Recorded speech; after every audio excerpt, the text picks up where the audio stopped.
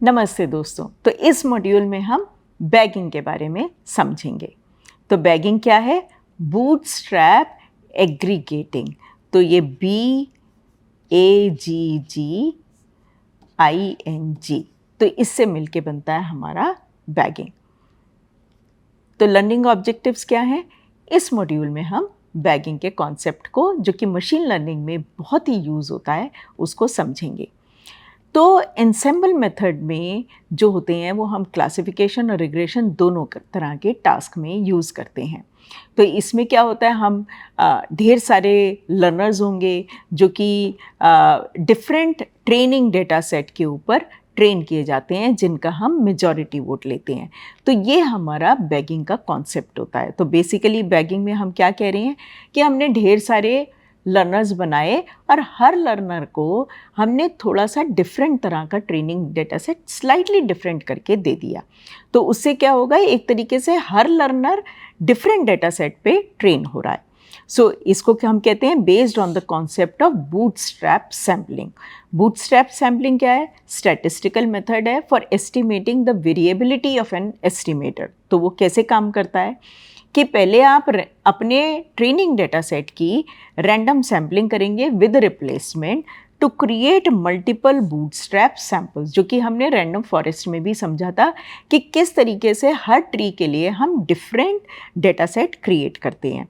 और फिर जो बचा हुआ डेटा होगा उसको हम कहेंगे remaining unsampled data of the bag tree are called out of bag observation for that particular tree.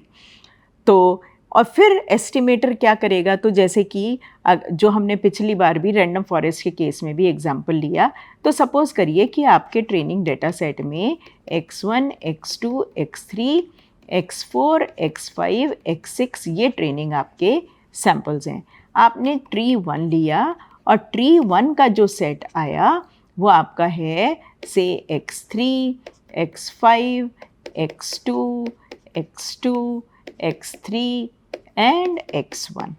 आपका ट्री 2 का जो डेटा सेट बना ट्रेनिंग के लिए वो बना x2, x4, x1, x4, x4 and x2।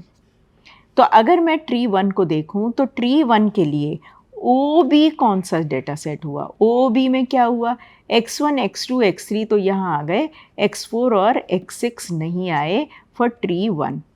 Tree 2 के लिए OOB का सेट क्या हुआ? यहाँ पर x1, x2 तो आ गए, x3, x5 और x6 नहीं आए। तो इसका मतलब हर ट्री के लिए हम OOB का सेट निकाल लेंगे। और अब हम क्या करेंगे कि अगर हमने फॉर एग्जांपल अगर रैंडम फॉरेस्ट ही वो मेथड है जिस पे हम ये बैगिंग का कॉन्सेप्ट लगा रहे हैं, तो अब हम क्या कहेंगे कि एस्टिमेटर क्या है? हमारा रैंडम फॉरेस्ट जिसमें कि एंसेम्बल लर्निंग हो रही है। और अब उसके अंदर वो एस्टिमेटर क्या करेगा? हर ट्री जो है आपके अपने OOB के सेट पर इन्फ्रेंस ड्रॉ करेगा। तो अगर यहाँ पर देखें तो x6 का इन्फ्रेंस हमें पहले ट्री से भी मिल रहा है और दूसरे ट्री से भी मिल रहा है। और इन दोनों का इन्फ्रेंस अगर पहले ने क्लास 1 प्रिडिक्ट किया और दूसरे ने भी x6 को क्लास 1 प्रिडिक्ट किया, तो हम कहेंगे कि अगर इस तरीके से सारे ट्रीज़ ने x6 सैम्पल को क्लास 1 ही प्रिडिक्ट किया तो इसका मतलब उसकी वेरिएबिलिटी कम है। Variability of decision on the data set इस पर्टिकुलर सैम्पल पे कम है, लेकिन हो सकता है किसी और डेटा सैम्पल पे ज़्यादा हो। एक ट्री कोई और डिसीजन दे रहा है, दूसरा ट्री कोई और डिसीजन दे रहा है। तो अब आप क्या कर सकते हैं कि हम ये कर सकते हैं कि हम हर ट्री से उसके आउट ऑफ बैग वाले डेटा सेट पे इन्फ्रेंसिंग लेंगे और इन्फ्रेंसिंग इस तरीके से हम हर ट्रेनिंग के सैम्पल की इन्फ्रेंसिंग को चेक करेंगे और फिर हम ये बता सकते हैं कि कितनी डिसीजन की वेरिएबिलिटी है for this particular estimator across its data sample. In other words, the estimator is applied to each sample wherein each bagged tree that is part of this overall estimator draws inference on its own OOB, जो उसका अपना OOB है। जैसे tree 1 का ये था OOB। और फिर उसके बाद multiple decision through back trees, जैसे कि हमने x6 पे मल्टीपल डिसीजन आ गए, help in estimating the variability of decision on the data set. तो इस तरीके से हम निकालते हैं।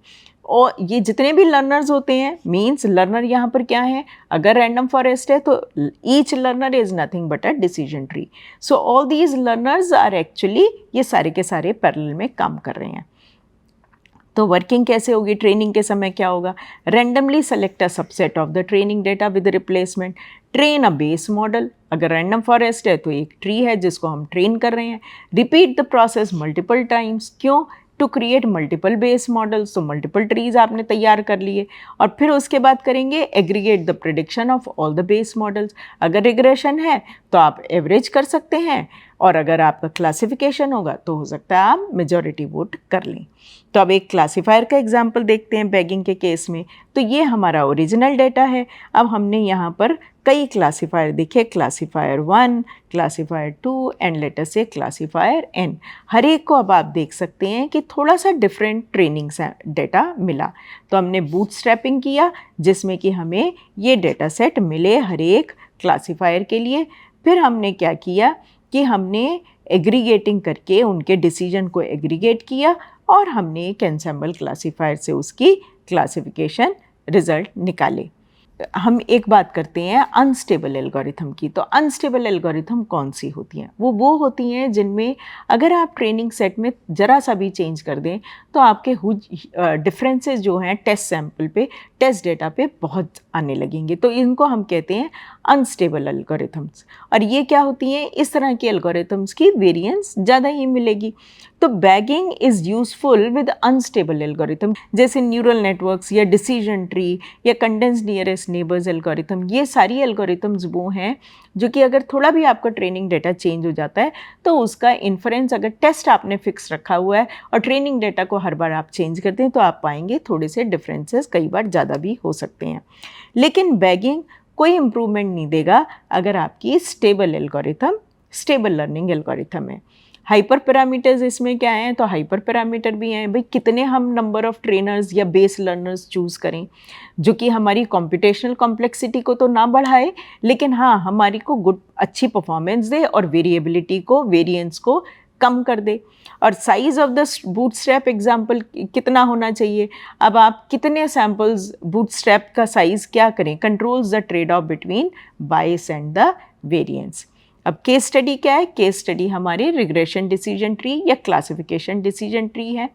रिग्रेशन डिसीजन ट्री को जनरली हम बहुत डीप या नहीं ग्रो करते या प्रून नहीं करते हैं. तो अब इंडिविजुअल ट्रीज़ जो होंगे उनमें हाई वेरिएंस होगी लेकिन लो बायस होगी, जो कि ओवरफिटिंग का केस होता है. डिज़ायरेबल कैरेक्टरिस्टिक्स क्या है कि आपकी वेरिएंस भी लो हो और आपकी बायस भी लो हो.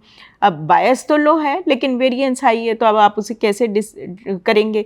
तो अब हम बैगिंग का कॉन्सेप्ट यूज़ करके उसकी मॉडल की वेरिएंस यूज़ करेंगे. तो जैसे ही बैगिंग का कॉन्सेप्ट आ जाता है एनसेम्बलिंग बाय डिफ़ॉल्ट आ जाएगी, क्योंकि अब आपने कई मॉडल्स बनाए हैं जिन मॉडल से अब आपको डिसीजन लेना है, तो आप एनसेम्बलिंग करके डिसीजन ले रहे होंगे, जो कि ये पूरा प्रोसेस जो है आपका, ये आपको मदद करता है in reducing the variability of the estimator.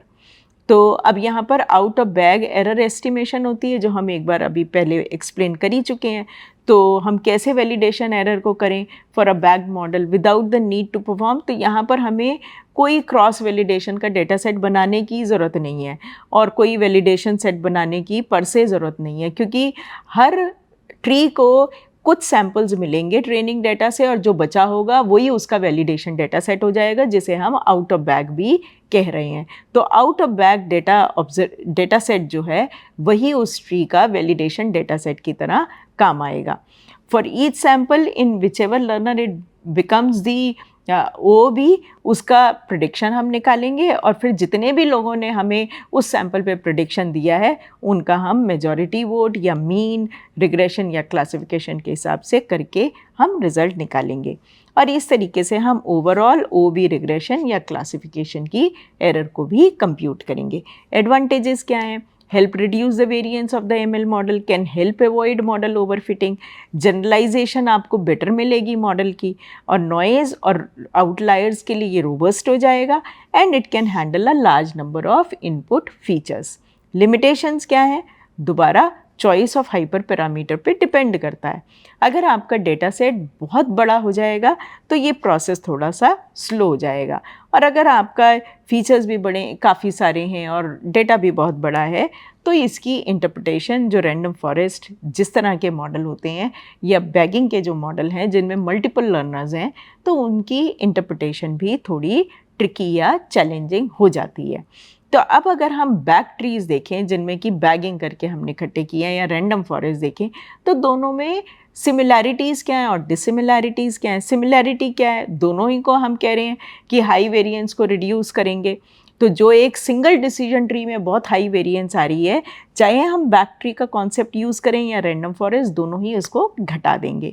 और क्या करता है, सॉल्व द प्रॉब्लम किस तरीके से सॉल्व करता है, बाय मल्टीपल डिसीजंस, क्योंकि अब आपने मल्टीपल मॉडल्स बनाए हैं, उनके डिसीजन ले रहे हैं और उनसे एवरेज प्रिडिक्शन ले रहे हैं, तो इसलिए ये उसको रोबस्ट कर देता है और वेरिएंस को डिक्रीज़ कर देता है। डिफरेंसेस क्या हैं, जब हम बैग ट्री की बात करते हैं तो सिर्फ हम ट्रेनिंग के डेटा की सब सैम्पलिंग ही कर रहे हैं, जबकि जब हम रैंडम फॉरेस्ट की बात कर रहे हैं तो न सिर्फ हम डेटा की सब सैम्पलिंग कर रहे हैं, बल्कि हर नोड पर भी फीचर्स का सबसेट उठा के उस पे ग्रीडी सर्च लगा रहे हैं।